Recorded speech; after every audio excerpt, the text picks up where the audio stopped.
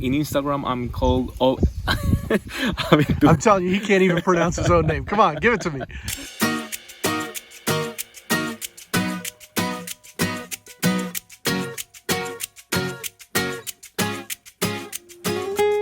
Good morning and welcome back to Hourless Life, where we're driving around the world today. We are in the beautiful mountains of Colombia, north of Bogota, in an area around the town of Ráquira with a local Colombian overlander named Juan Pablo Olarte. And he is one of the trailblazers here in Colombia of the overlanding movement. It's just getting started here in this country, but when we connected online, he invited us out to camp with him. And I'm going to get to interview him today, show you a little bit about his setup, and ask him some questions about the situation here in Colombia when it comes to overlanding. So when did you find out about overlanding? Well, it was like 2 years ago in 2020. Okay. I started looking videos of many guys in the States. So I say, wow, this is wonderful. I want to make this in Colombia. Sure. So who was some of your favorite videos that you watched during that time? I remember a lot Epic Family Road Trip. Okay, sure. I love them because they have a dog. I also had a dog.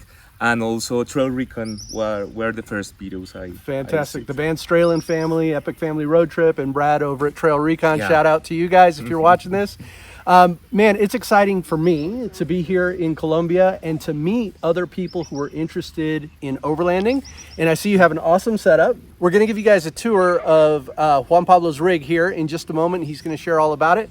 But first, I just want to ask you, how many people do you think are involved in the overlanding scene right now in December of 2022 in Colombia that you know of? Well, the scene is growing. I think that nowadays it could be 30 people, 50 people more or less doing overlanding, because Colombia is known for 4x4 and off-road, but overlanding is new. How much have you seen it grow in the past 6 months? No, a lot. It has been growing a lot, so it has a good dynamic, the overlanding scene here. Well, as you know, we are so glad to be here, Juan Pa. We think Colombia is beautiful. If there was anything you could tell the Hourless Life audience about overlanding in Colombia, what would it be? You have to come here to Colombia. It's a great place.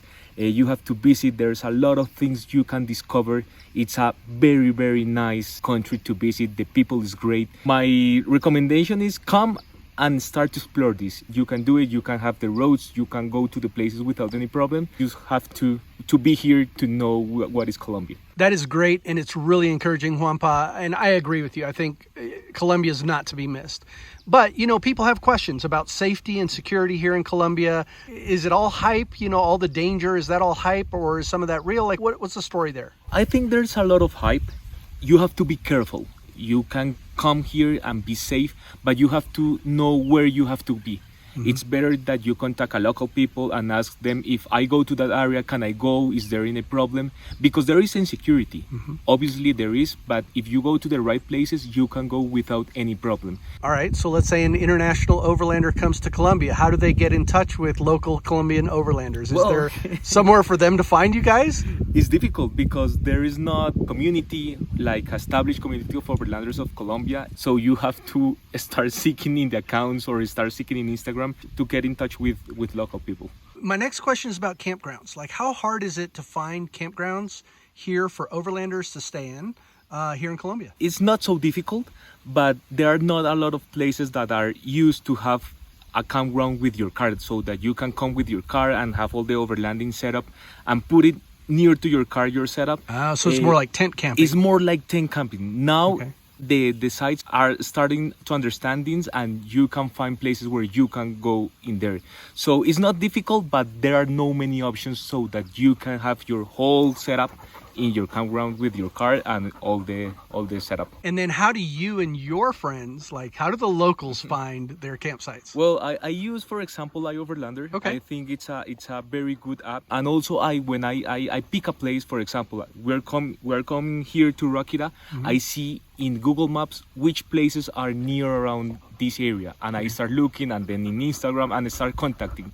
It's not so easy, but you have to search a little bit and start contacting the persons and ask if you can go with your car and camp with all your setup. Do they think you're crazy when you ask them? Yeah, they are not used to it. They don't know. They don't know. So Juan Pa, it sounds like you have your fingers on the pulse here of overlanding in Colombia. How do people find you online? In Instagram, I'm Aventurando Ando.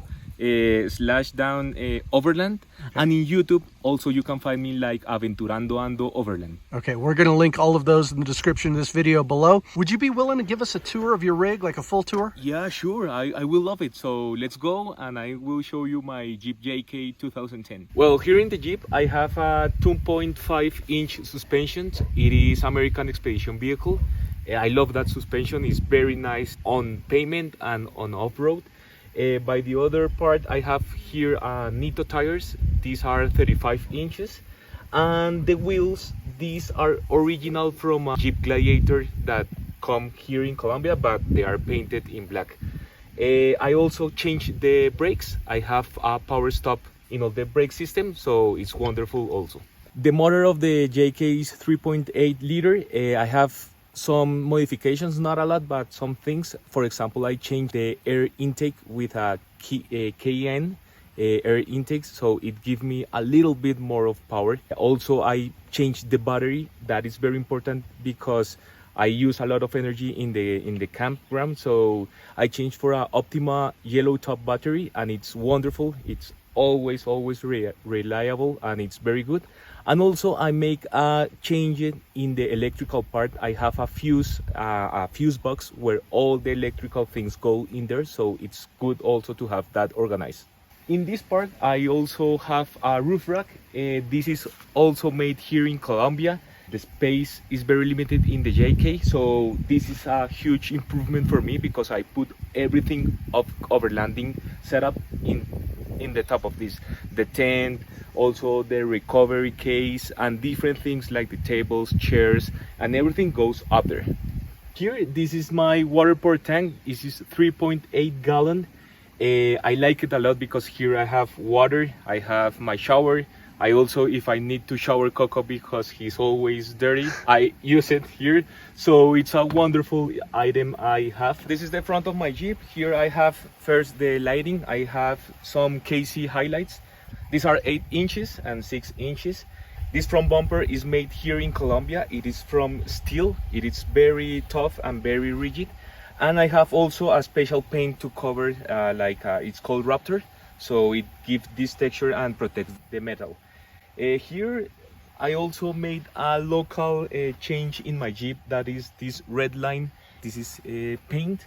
So I got an image from a car from the States that has a similar one. So I go to a place and they make me this design. So I think it's very cool and it gives a special look to my Jeep. These limbs razors, when I go into the bushes or something, this helped me a lot. These are Rigid Industries. These are the DSS Pro. I love them because they are phenomenal and they are very bright. And in here I have a LED light bar. It's 75 inches. I bring it from Amazon, this light. Well, let's go to round of my Jeep. Here in my overlanding setup, I have this is the awning, 270 degrees awning. It's called Arawak. It's a Venezuelan made. It's very rough, very high quality, so it's very, very useful. And in the overland setup, I love it because I'll be with shelter anyone I go. This is my tent. It's a ground tent. It's different from Eric's tent that is a rooftop tent. But I like a lot my ground tent. I love this brand. Is Gazelle. I think it's a wonderful tent. It's very big and I have a lot of space to move out without any problem. Well, here I have my cot, my sleeping, and also Coco has a cot for him. So we sleep here very nice and very comfortable. In the back of my Jeep is the place I stay more of the time. I love this place because here I make my cooking. Here I make my coffee. I have everything, the things I like a lot in the Jeep. So first, this is a table. I put it in the rear door. Here I have the stove. It's a Coleman stove. I also like a lot coffee, so always in the morning I prepare good coffee, good Colombian coffee.